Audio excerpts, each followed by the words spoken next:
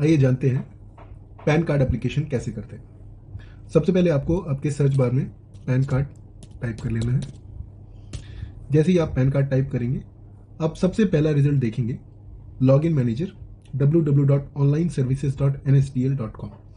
ये NSDL की official website का पहला रिजल्ट है। इस पर क्लिक कर लेंगे। इस पर क्लिक करते ही आपको ऑनलाइन पैन एप्लीकेशन का एक बोल्ड फॉर्म में वेब पेज दिखेगा, जिसमें ऑनलाइन अप्लाई मतलब अप्लाई ऑनलाइन और कंटिन्यू विथ एप्लीकेशन के आपको दो ऑप्शन मिल जाते हैं। यदि आप फ्रेश पैन अप्लाई कर रहे हैं तो अप्लाई ऑनलाइन, और अगर आप पैन एप्लीकेशन स्टार्ट कर चुके हैं और अपनी उस एप्लीकेशन को कंटिन्यू करना चाहते हैं तो कंटिन्यू विथ एप्लीकेशन पर क्लिक करेंगे। हम नया पैन अप्लाई करना सीख रहे हैं, तो आइए शुरू करते हैं। सबसे पहले अप्लाई ऑनलाइन से। अप्लाई ऑनलाइन में आप जैसे ही स्टार्ट करेंगे, सबसे पहला आपको ऑप्शन दिखेगा एप्लीकेशन टाइप। एप्लीकेशन टाइप पर आप जैसे ही सेलेक्ट करते हैं, आपको तीन ऑप्शन दिख जाते हैं। न्यू पैन के लिए अगर आप इंडियन सिटीजन हैं तो आपको फॉर्म 49A फिलअप करना पड़ता है। तो बाय डिफॉल्ट जैसे ही आप इस ऑप्शन को सेलेक्ट करेंगे, फॉर्म 49A ही फिलअप होकर आपके लिए सबमिट होगा। यदि आप फॉरेनर हैं, अगर एक फॉरेन सिटीजन है और आप पैन कार्ड अप्लाई करना चाहते हैं तो आपको फॉर्म 49AA फिल करना है। तीसरा ऑप्शन, अगर आप अपने पैन कार्ड में कोई चेंजेस करना चाहते हैं या अपने एग्जिस्टिंग पैन कार्ड में कोई करेक्शन करना चाहते हैं, पैन कार्ड को रिप्रिंट करना चाहते हैं, तो आप तीसरा ऑप्शन सेलेक्ट करेंगे। तो हम अभी पहला ऑप्शन सेलेक्ट कर आगे बढ़ते हैं। कैटेगरी में आपको सेलेक्ट करना है आप किस पर्पस के लिए आपका पैन कार्ड अप्लाई कर रहे हैं। यदि आप कोई फर्म है तो आप फर्म सेलेक्ट करेंगे। यदि आप कोई गवर्नमेंट बॉडी है तो आप गवर्नमेंट सेलेक्ट करेंगे। यदि आप कोई लोकल अथॉरिटी है तो लोकल अथॉरिटी, यदि कोई ट्रस्ट है तो ट्रस्ट, और अगर आप खुद के लिए पैन अप्लाई कर रहे हैं तो इंडिविजुअल सेलेक्ट करेंगे। तो हमने इंडिविजुअल सेलेक्ट कर दिया। देन उसके बाद में एप्लीकेंट की इंफॉर्मेशन, जो भी फॉर्म को फिलअप कर रहा है उसकी इंफॉर्मेशन के बारे में बात करेंगे। सबसे पहले आपको टाइटल डाल देना है। टाइटल के बाद में लास्ट नेम, मैं कोई रैंडम नेम डाल देता हूं और कोई रैंडम ही first name, random date of birth. आप ये डिटेल सही सही डालेंगे।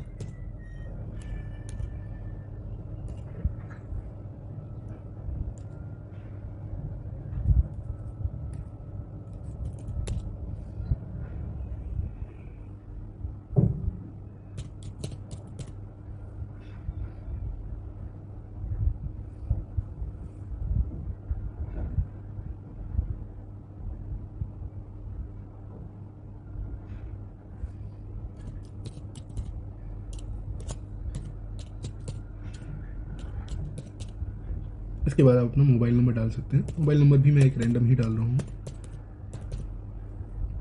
देन उसके बाद इस डिक्लेरेशन को आप क्लिक करेंगे और कैप्चा कोड एंटर करेंगे।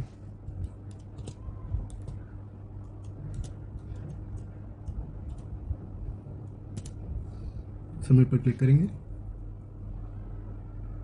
जैसे ही आप सबमिट पर क्लिक करते हैं, आपको नेक्स्ट पेज में ये दिखाया जाएगा कि आपका पैन एप्लीकेशन जो कि प्रोटीएम की वेबसाइट को सबमिट किया गया है, उसका एक टोकन नंबर जनरेट हो गया है और वो पैन एप्लीकेशन आपकी रजिस्टर्ड मेल आईडी, जो कि आपने मेल आईडी दी है, उस पर भी फॉरवर्ड कर दिया गया है। आप आगे का पैन एप्लीकेशन आप अपनी वेबसाइट से भरना चाहें तो वो भी कर सकते हैं, और यदि आप वो एप्लीकेशन यहाँ से कंटिन्यू करना चाहें तो आप यहाँ से भी कंटिन्यू कर सकते हैं। नीचे आप देखेंगे continue with pan application form का ऑप्शन आ रहा है, जिस पर हम आगे क्लिक करने वाले हैं। दोस्तों, इसमें जो टोकन नंबर आ रहा है, ये टोकन नंबर कहीं पर ध्यान से लिख कर रख लीजिए या इसका स्क्रीनशॉट लेकर रख लीजिए, क्योंकि ये टोकन नंबर से ही आप आपकी एप्लीकेशन ट्रैक कर सकते हैं NSDL की वेबसाइट पर।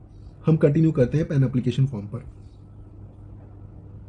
तो आप यहाँ पर देख पा रहे होंगे कि 5 स्टेप हैं हमको पैन एप्लीकेशन करने के लिए। सबसे पहली चीज़ है गाइडलाइंस, देन उसके बाद personal detail, contact and other detail, AO code and document details.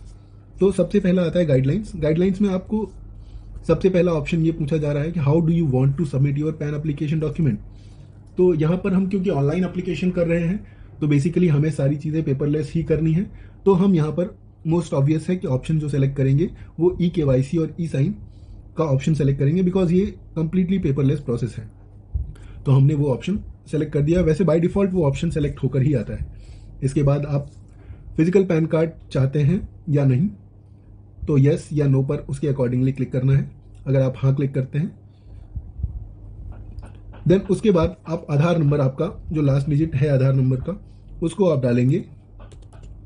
वो आधार नंबर डालते ही आपकी फोटोज जो आधार में है उसकी डिटेल्स यहाँ पर आएंगी।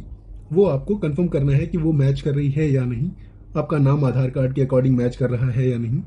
देन उसके बाद में आपको आपका टाइटल जो कि आपने स्टार्टिंग में फिल किया था वो ऑटो फिल्ड होकर आ जाता है। देन आपको आपका जेंडर सेलेक्ट करना है। ये रजिस्ट्रेशन नंबर में आपका जो टोकन नंबर है ये आपको डालना है। फिर इसके बाद में आपका जो भी दूसरा ऑप्शन आता है उसमें आपसे ये पूछा जाता है कि have you ever been known by any other name. इसमें आपको हमेशा नो ही सेलेक्ट करना है, बिकॉज आप गवर्नमेंट के डेटाबेस में यूनिक होना चाहते हैं, एक ही नाम होने चाहिए आपके गवर्नमेंट के डेटाबेस में। अब इसमें डिटेल्स ऑफ पेरेंट्स में आप अपने माँ या अपने पिताजी का नाम डाल सकते हैं, जिसमें यह ऑप्शन दिया जाता है कि अगर आप मैरिड हैं तो आपके पिताजी का नाम आप डाल सकते हैं, और यदि आपकी माँ सिंगल पेरेंट है तो आप सिर्फ सिंगल पेरेंट सेलेक्ट करके माँ का नाम भी पैन कार्ड पर ले सकते हैं। That is totally your choice. अब इसमें आप लास्ट में देखेंगे कि दोनों का ही ऑप्शन आता है कि parents name to be printed on the PAN card. इसमें अगर आप फादर्स नेम सेलेक्ट करेंगे तो फादर का नेम आएगा, और मदर्स नेम सेलेक्ट करेंगे तो मदर का नेम आएगा। आइए नेक्स्ट पे क्लिक करते हैं। नेक्स्ट में सोर्स ऑफ इनकम की डिटेल पर फोकस किया हुआ है, तो जो भी आपका सोर्स ऑफ इनकम है वो आप उस पर क्लिक करेंगे। सैलरी पे क्लिक किया मैंने।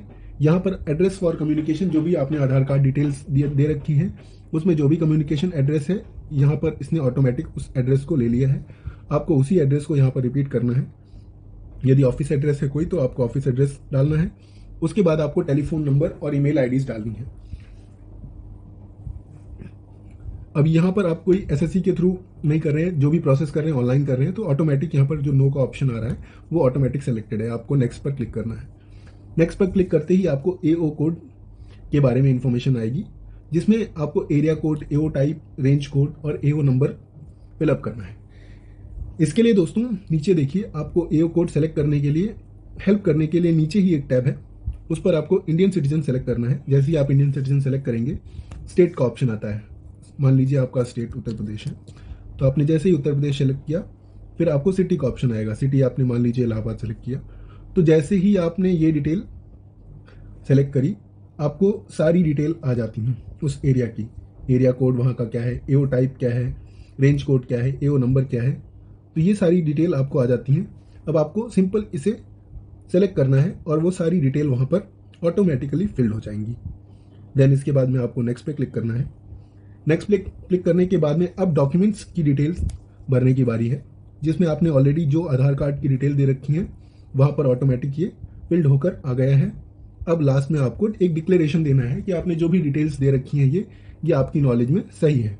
तो यहाँ पर आपका नाम, देन आप ये जो डिक्लेरेशन खुद के लिए दे रहे हैं वो, और उसके बाद जहाँ पर आप ये डिक्लेरेशन दे रहे हैं, जहाँ पर भी आप ये फॉर्म भर रहे हैं वहाँ का लोकेशन डालेंगे, और देन लोकेशन डालने के बाद में आप सबमिट पर क्लिक करेंगे। जैसे ही आप सबमिट पर क्लिक करेंगे आपको पेमेंट पेज आएगा, और उस पेमेंट पेज पे जाते ही आप पेमेंट करने के बाद में अपनी टोकन आईडी के थ्रू आपका एप्लीकेशन ट्रैक कर सकते हैं, और with in 10 to 15 working days में आपका पैन कार्ड आपके एड्रेस पर डिलीवर हो जाता है। Thank you.